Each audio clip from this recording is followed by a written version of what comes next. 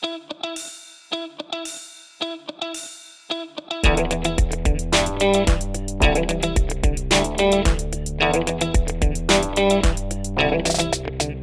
conversation.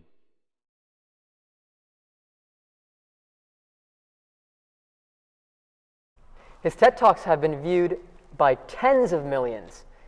He performs nearly 100 shows every year, enthralling audiences worldwide with his skills.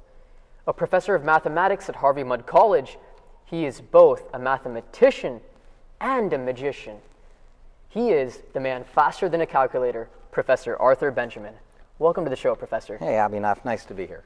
Quick, what's the square of 386? 386, 148,996. Simply amazing. And let me start by saying this. You blow people's minds away. Oh, thank you. How did Arthur Benjamin the Mathematician come to be? You know, it was a combination of two loves. As a kid, I loved math. I especially loved numbers and playing with them and coming up with my own ways of doing problems in my head. But I also enjoyed the attention of being up on stage. I grew up in a very theatrical family. In high school, I did magic shows for children's birthday parties. I was the great Benjamini doing shows throughout the city of Cleveland. And it was, as I started doing shows for older audiences, my parents said, well, why don't you put some of that math stuff into the show? And to my surprise, it got the biggest reaction. So I said, well, gee, if they like that, what if I build an entire show around it? What if I practice these things even more and can do bigger problems and do them faster? And it just kind of took off from there. So I've been doing it for really practically since college. And was there ever a point where you thought, wow, this might be something I can do for a full-time career? You know, in college, I remember thinking that my dream job would be to be a full-time magician. Ironically, if I wanted to, I could full-time do that, but I'm much happier being a professor who does the magic on the side. It's a big side, but I think it's more satisfying. In fact, I would say magic is the perfect second job. Whether you're a teacher or a hairdresser or a salesman or a dentist, I think having magic in your pocket is just a great thing to share. And yeah. What does math mean to you?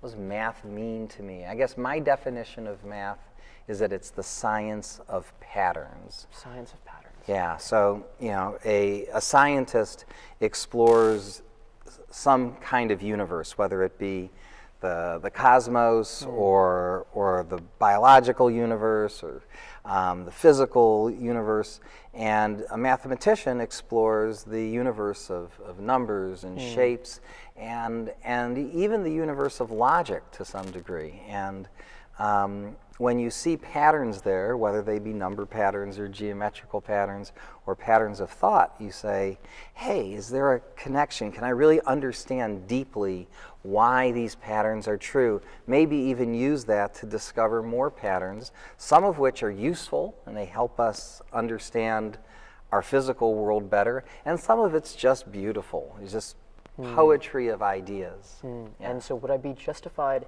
in calling you part artist, part mathematician? Are those two interrelated to you in many ways? I would say most mathematicians, those at least who are doing research, have to be part artist or poet.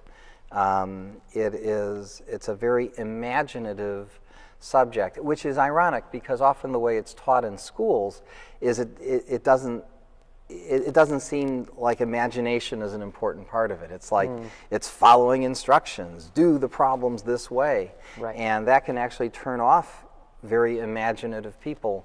And I wish more people had a chance to see the playful and creative side of mathematics, often missing from our very test-driven curriculum. And as I mentioned before, you perform nearly 100 shows every year. So take us through some of your most memorable stage shows. Oh, gee. Well, I guess I have to say perhaps the most important show I ever did about this was 2005, was a TED Talk. I didn't realize at the time TED was not as well known then as it is today, but this group had invited me, and I'd heard from a mathematical and scientific colleague of mine, if you ever get invited to speak at one of these, just say yes. You know, don't try to bargain with them. Just do it. And so here I was in front of an audience of a little over 1,000 VIPs, and happily, luckily, I had given my show thousands of times prior, so I wasn't that as nervous as I should have been. Had I known that what I was going to do was going to be viewed 20 million times, I would have been much more nervous. But I had a lot of fun, and they didn't know, the audience didn't know what to expect, and it was one of the most exciting moments of my life. I subsequently did a couple of other TED Talks, and I couldn't, even though I rehearsed them and practiced them, when in front of the camera, I couldn't help but get nervous. Like my leg would start to shake and twitch, and I don't think you can see it if you watch them, but you know, inside there were these jitters and butterflies. Even though the third one I gave, I was so practiced, and even during the rehearsal, I was fine. But I think the moment I said, "Uh-oh, this might be viewed by some millions of people," my subconscious says, "Oh, you better do it right. You better say the right things." So. Definitely. And what many people may not know is that Arthur Benjamin, the mathematician, is also Arthur Benjamin, the expert backgammon player. Oh. So talk to us some more about your... I'm glad you asked. Backgammon is I would say my hobby of choice. When I'm not teaching, when I'm not spending time with my family, I'm playing backgammon either online or live with other friends or at tournaments. I'm on the board of directors of the U.S. Backgammon Federation, trying to promote the game throughout the world. It's a game that was very popular in the 70s and 80s as I was in my teens and 20s, and I've loved the game from the beginning. It's a game that it's a dice game, and it combines randomness with strategy, and I think a little bit of math goes a really long way. So if you're somebody that has a feel for numbers or probability, you can do really well in this game, and yet it's a deep game that can take a lifetime to really master. We're learning a lot from computers now, who are actually have quickly become the best players in the world. Right. And so it's for me a very exciting learning process. So if you've never played backgammon, go do it. I think you'll enjoy it. Now, you were awarded you were named the American Backgammon Tour Player of the Year in 1997. That's right. That's right. That was the peak of my early backgammon career. I won a few tournaments that year, and it was very exciting for me. And then I had kids, and little did I know, but my backgammon would go on hiatus for another 15 years or so. But in the last 3 or 4 years, I've gotten back into the game, studying it more intensively. So let's say over the next 10 years, do you look to perhaps even, I guess, rechannel your investment into backgammon? I only in that I want to become an even better player. So the computers can now measure how well we play. They can give you a performance rating. It's literally not whether you win or lose but how you played the game. Right. That it measures. Did you take advantage of your roles in the best way that you could? And how many mistakes did you make? And so there's a way of sort of measuring a person's skill level, and I've seen it improve gradually over the last 2 years, and I think I can still get better. Wonderful. And I want to transition into the field of education now. And for some time, we've seen interest in STEM, science, technology, engineering, and math, go on the decline. So how can we get kids to love math? I think on the one hand, it's very important that students get the right teachers. Find people who are very enthusiastic about their subject and passionate and knowledgeable. And not everybody gets to experience that enough, maybe not at all. But fortunately, we are in an era where there are resources to wonderfully stimulating math instruction and math promotion. I mean, it's true in all fields, not just in math, but speaking for math, there are just great resources that you can find on the internet or through commercial vehicles. Places like the Great Courses have wonderful video courses on all subjects, including math. There's free things like Numberphile you could go to, and you could spend months just diving deep and following one tangent to another. And so in some ways you have more access to beautiful ideas than ever existed before. So I guess my advice would be, don't stop with what you are seeing in school. Don't, and I know everybody is super busy and you have way too much homework. I've got 2 daughters, I know, but you're probably, it would be as if if the only books you ever read were the books that were assigned to you in English class, you wouldn't be very literate even if you read every book they assigned you in English class. To really be literate, you have to go beyond it and follow your passion and dive deep.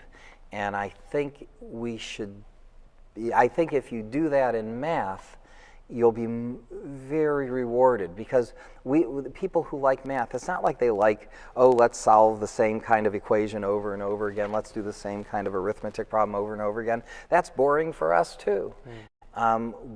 But we love puzzles. I've heard it said that people, that a mathematician is not somebody who finds math easy, but enjoys the fact that math is hard and embraces the challenge. And so go out there and find these resources, and don't just stop with doing the homework they give you in school, because then that would be like only reading the books that you were assigned. The resources are honestly endless. There's so many wonderful ones out there. Absolutely. Many of which are still undiscovered. So Absolutely. Definitely. And you've also advocated for a while the study of statistics over calculus for students in high school. So why is that? Well, I think the math curriculum hasn't changed too much over the decades, even the centuries. Calculus was considered like the pinnacle of math education back in the days when it was exciting that we knew how to understand how cannonballs flew and such. But look, I don't want to sell calculus short. It is the language of science. The laws of nature are written in differential equations and calculus, and anyone who studies science and engineering needs to know it. But you're not going to use it on a daily basis outside of if you're a working scientist or engineer or economist. But statistics is much more, I think today we live in an age of information and data, and understanding risk and reward I think every day I somehow engage in probabilistic decision making, and how much time should I spend on this? How much money should I spend on that? And I think the tools you can learn in probability and statistics, you can adapt to your daily life. So, and I think if taught right, it can be a lot of fun. And so I'll advocate not just to say that I think statistics, if I had to choose whether I wanted every every educated student to see calculus or see statistics, I guess I would choose statistics, but I would also say what I really would choose is choice. I let students, I don't like in some ways picking a favorite area of math might be like me picking or you picking a favorite area of music. You know, you can't really say there's a best area of music. Maybe, you know, there's going to be things that you particularly like and things that I particularly like. And believe it or not, in mathematics, there are all kinds of, you know, some people are very visually oriented, some people are very logically oriented, some people are kinesthetically oriented, and there's all different kinds of math to suit your taste, just like there's all kinds of different ways of expressing art and humanities. You've written many books, and many people, especially children, have been inspired by them. So I'll list out some of the books you've written and authored: The Magic of Math, Secrets of Mental Math, and so on. So what advice would you give to an aspiring mathematician or a future Art Benjamin, if I may?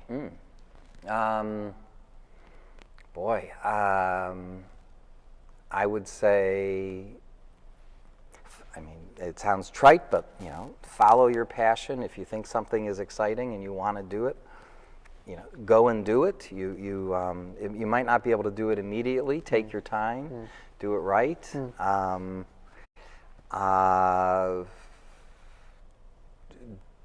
I would say not only don't be afraid to do something different or off the wall, but go out of your way to find something that's different or off the wall, because I think those things get a lot of attention.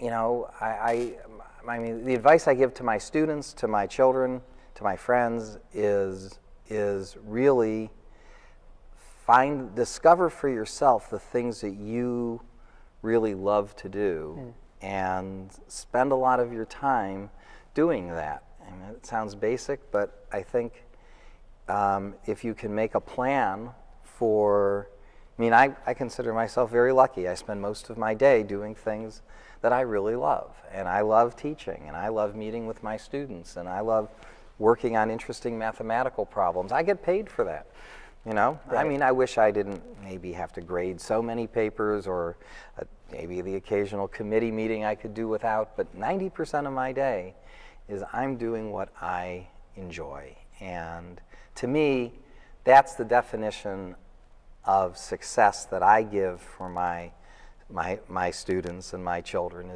is how much of your day are you doing things that you really like, and hopefully in a way that continues to give you options of ways to continue to do things that you like in the future. I mean, you might like playing video games, but if you do that all day for too many months, you may lose the ability to spend all your days doing that. But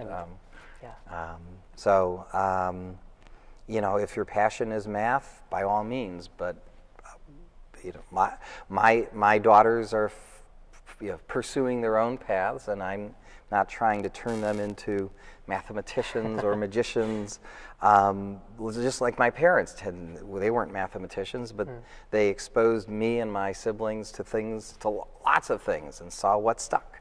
What were the things that we loved, and especially I think when you're young, explore just everything, because those passions are the ones that you're really going to hold on to for most of the rest of your life. Right, definitely. And I want to end with a small rapid fire round. Okay. Or we go back to mental math calculations. Do you want a calculator to? Sure. We'll just test this out here. Okay. So, all right. So here, let's warm up the calculator. Give me a two-digit number just to start. A two-digit number. Let's square. In fact, we won't even square. This first one will be a straight multiplication. Okay. So let's do a straight multiplication. Say a pair of two-digit numbers. Okay. Let's do 72 times 44. Okay, that should be 3,168. 3,168. Yeah. Perfect. But as you say, squaring is my specialty. And to square on this calculator, if you hit times and equals, that does the square for you. Wonderful. All right, so start off with a two-digit number, even though these are routine for me by now, but go ahead, two-digit. Okay. Let's do 94. Is 8,836. 8,836. Okay, let's do a 3-digit number. 3-digit number. Let's take 657. Let's say 431,649. Right on. Let's do another 3-digit number. All right, go Okay. ahead. Sure. Let's do 958. 917,764. 917,000. Oh, wow. Hang on. 917,764. Shall we take this one step further? All right. All right. Okay. 4 digits. Say it slowly, and I may ask you to remind me what the problem is, but we'll give it a try. 4-digit number. 4-digit number. Let's do 4,325. Okay. 18,705,625. 18,705,625. You know, I've watched you perform this, in your shows many times, but every single time you do something like this, I just sit back and say to myself, "Wow, incredible!" Oh, thank you. Incredible. Now, let me just say, this is not was not a skill I was born with. I don't think I have any kind of quirky brain or savant syndrome or anything of that nature. It is a skill, a practiced skill that anyone can learn. In my book, Secrets of Mental Math, I teach everyone how to do this. The short answer is I'm doing the calculations from left to right, which allows me to say the answer while I'm still calculating the rest of the answer. So when I said 18 million, I didn't know the rest of the answer right there. Although if you were doing it on paper, once you start saying the answer, you have the whole answer. In my case, I just knew right away the beginning of the answer. Once I say it, I can sort of forget it, let my audience remember it, and then go on to the rest of the problem. So like any skill, whether it be mathematical or academic or athletic or musical, the more you practice something, especially if you practice it the right way, which in my case is the left way, you can get very good at it. So. And you also explain your thought process in your book, Secrets of Mental Math. Yes, I do. Which I highly encourage the audience to take a look at, and especially our youth viewers. And with that, it's been a real pleasure speaking with you, Professor Benjamin. Thank you so much for your time today. My pleasure, Abhinav.